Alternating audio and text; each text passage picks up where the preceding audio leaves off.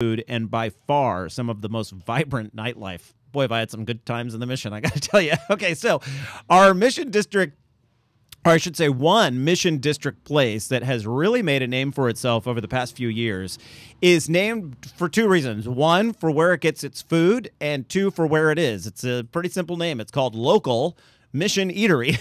And I guess three, what it does, it's an eatery.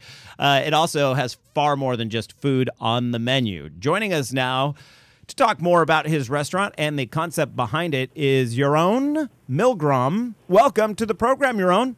Thanks. Glad to be here. Yeah, and so, when I was doing research for our compass word this week, which is mission, I really wanted to find a restaurant that fit both our compass word and our general focus of our show, which is local, sustainable, healthy, organic. And boy, your restaurant just hit the mark exactly. How did you come up with the idea, first off? I moved to the neighborhood now 4.5 years ago. My wife, we were coming out here for my wife's residency at San Francisco General Hospital. Mm-hmm. I was actually not planning on opening a restaurant. I was working on my dissertation at NYU and just fell in love, deeply in love with this neighborhood. And rather than kind of commit myself to the academic life and jumping around, I wanted to try to find a way to plant roots here. I had a real love of food, and particularly locally sourced, handmade food, and I thought there was a real need for that in the neighborhood, and started looking around for spaces and thinking about a way to offer kind of affordable food, more affordable food during the day, which is why we do counter service during the day to make it more affordable, and then more formal food at night where everyone can sit down, have a fine dining meal, and meet the demands of the neighborhood in that way also. Now, I'm so happy to hear that, because many times restaurants that have this local or locavore theme are sort of priced out of the range for the average person to go to on a regular basis. You might be able to do it for a sort of a special occasion or something, but to eat at a place day in and day out, a lot of these places are just too expensive, and that is probably because it's expensive to get the food. Where do you do your sourcing? So we do our sourcing from Farm Direct. So I'll go to the farmers market every Sunday and Wednesday. My partner Jake, an executive chef, and our chef de cuisine will go to the Ferry Building today on Saturday, and then Jake will also go out to Marin to the San Rafael Farmers Market on Thursday. So we go to the farmers market at least 4 days a week, sometimes 5, and then Marquita Farms in Watsonville will deliver to us. Oh. And that's the whole range. We don't buy any of our produce through a purveyor at all. Our fish comes from a guy, Joe from Water to Table, who goes to the boats and picks up the fish himself from the boats and brings them straight to us. Now that's fresh fish. Yeah. It doesn't get any better than that. So do you think operating a restaurant such as yours is easier for you to do because of your location there in the Mission? You have access year-round to enough produce and fish and stuff to create a menu?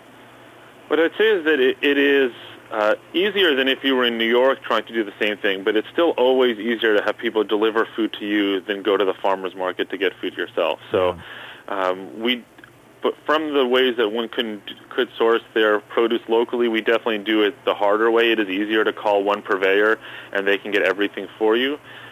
We literally take a truck, pickup truck to the farmer's market, go to each stand, load it up. I go with my 2 kids with me and a cart to pull all the crates around. So it is the harder way to do it, but it's the only way we'd want to do, which is keeping the relationship direct, getting as much money as we can directly to the farmer also with that.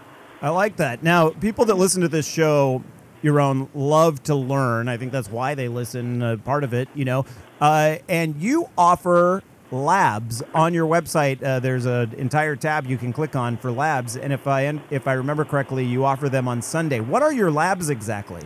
So our labs are really ways to make sure people bring the skills that we use at the restaurant back to their home. I mean, ultimately, you can't eat that many meals out. Independent of price, it's a trip to go out, and most people are going to will do their primary eating at home. So really, to try to get it that people can eat really well at home and know what to do with the food at the farmer's market. To be honest, we've not been great lately on the labs. We opened up our second restaurant 5 months ago, and we're in the process of opening up a market in the neighborhood also that will really work harder to get good food into people's homes. Right. So we've been a bit stretched on staff to do the labs. We still run our cookbook library, though, which is I know we probably have now 250 volumes on our bookshelf for people to browse while they're at the restaurant. That's fantastic. A cookbook library, and can people check them out? Yeah, they can. We don't do it at Eatery where people are pretty slow about bringing them back, but we'd love for people to do it, and we have a pretty open policy in terms of getting tomato sauce on it as part of the deal. We get it that we want people to cook with those books. We were just talking about the honor system earlier in the show, and most people are honest when it comes to things like that, so I'm glad to see that your library system is working that way. Even if people are slow about it, they still have the intention to bring it back, right? Yeah, they get back on the shelf.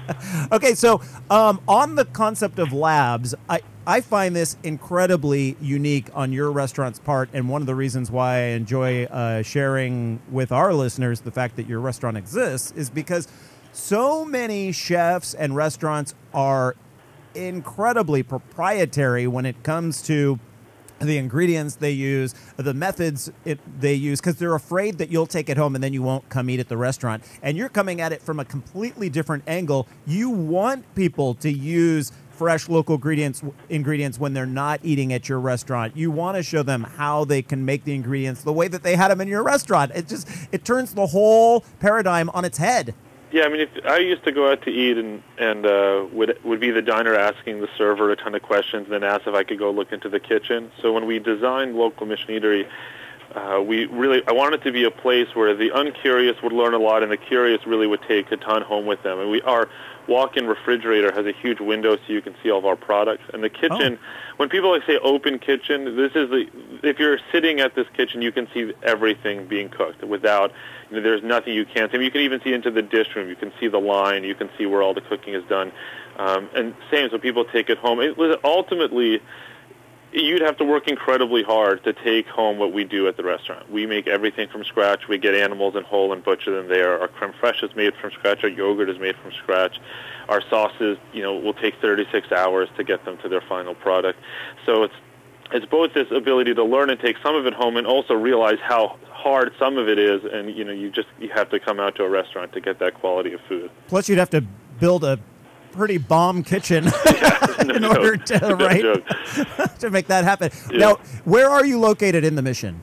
We're on 24th Street between Folsom and Shotwell. That's Local Mission Eatery. And then Local's Corner is on the corner of 23rd and Bryant, which is where I live also. Okay, so you could take the 24th Street BART stop, right? Yeah. And then just walk down to where you are. And then there's a bar right around there, Shotwell's, right? Isn't too far away?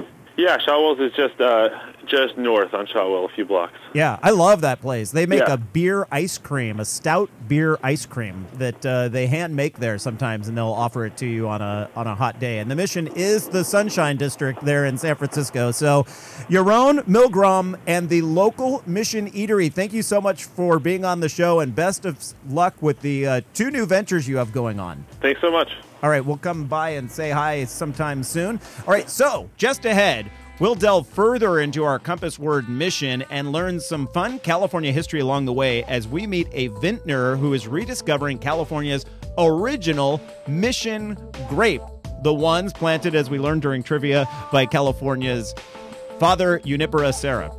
All right, you're listening to the Eat, Drink, Explore Radio Network, live from the Central Coast. I'm your host, Randall White, and we're back after this short break.